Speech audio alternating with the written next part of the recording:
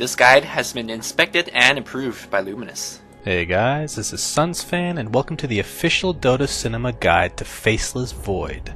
If you aren't familiar with this hero, you may want to watch the introduction we did for him at the corresponding link. Faceless Void is an agility hero that is considered to be one of the hardest carries in the game. He's also one of the few carries who's able to contribute a big-time AoE ultimate to teamfights. Skill build. There are actually quite a few ways to skill Void. Despite this, getting a level of Time Walk right off the bat is consistent throughout all of them. The rest is dependent on what your lanes are. First, we'll talk about the defensive build. If you're going to be harassed a lot in lane, then maxing Backtrack by 7 is pretty typical. Getting one level of Time Walk at level 4 would usually be the right choice as well. Chronosphere is to always be skilled at your standard levels, no matter what build you're following. But the real question is, what do you max second? Pros are kind of split down the middle on this one, so we'll chalk this up to player preference. Generally, a single level of Time Walk is enough to at least go through a ledge in order to TP out, so we'll say finish maxing Time Lock first. For the farming or aggressive build, you'll basically max Time Lock first.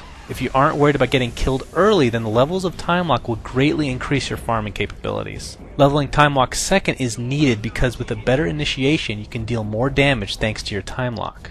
So really the farming build kind of coincides with the aggressive lane build. In this case, of course, Backtrack will be maxed out last. Item build.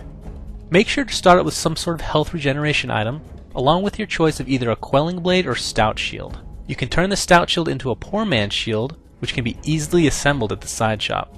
A Quelling Blade is also an excellent item throughout the game, so at least pick it up at some stage, if not the beginning. Boots for Void are Power Treads. No explanation needed.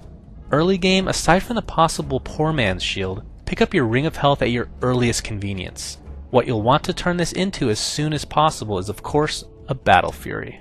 Remember that once you have your Battle Fury, you must have a Quelling Blade since your farm will increase quite a bit.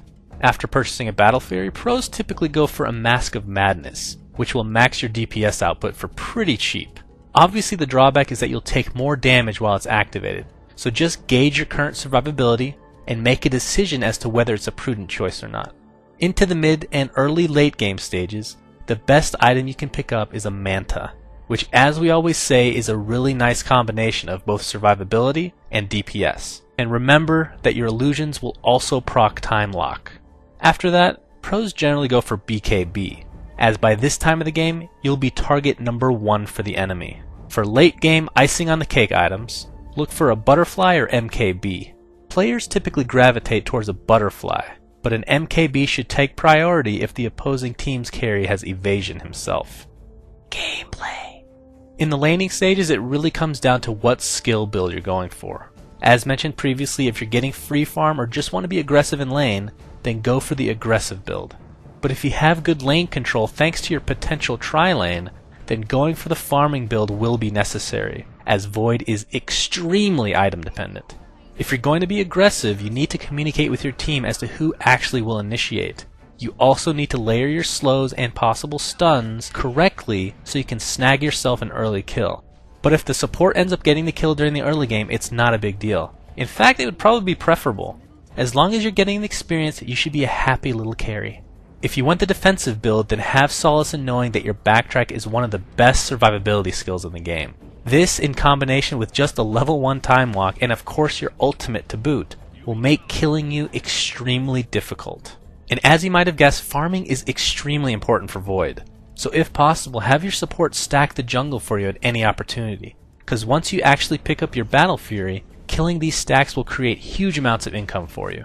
But as far as your ultimate is concerned, using it during the early stages of the game to get a solo kill, or just for an escaped attempt, is perfectly justified. Chances are teamfights aren't going to occur at a very rapid pace at this point of the game. Plus, even if they do, you won't be able to do much damage anyway. But as you know, into the mid to late stages of the game, your ultimate will be critical. So make sure it's up for those all-important teamfights. Speaking of teamfights, you'll most likely be the initiator. Of course, this is dependent on your team makeup. Typically though, you'll want to time walk in and set up a chronosphere on as many enemy heroes as possible. The very important thing here, that is actually extremely crucial, is to not get any of your teammates stuck in the chronosphere. Unless of course you're doing it to save them in some fashion. Either way, once your Chronosphere is set up, just pop your Mask of Madness and start wailing on whatever target you feel needs to be taken out first. Of course, if you have a Manta style, use that in order to deal that much more damage to whatever target you choose. Plus, this will give you a good opportunity to continue to stun lock them even after the Chronosphere wears off. Also remember that your Chronosphere will disable towers as well, so if you're fighting near one, then it might be a good idea to take it out of the equation as well. Friends and foes. Good combinations with Void would be those that can deal a lot of AoE damage inside his Chronosphere. A few examples of this would include Lich and his Chain Frost, Jakiro and his Macropyre, and of course Ancient Apparition with his Ice Blast. Heroes that Void doesn't particularly like to go against would consist of those that can disable him for long periods of time, therefore preventing him from time walking away to safety.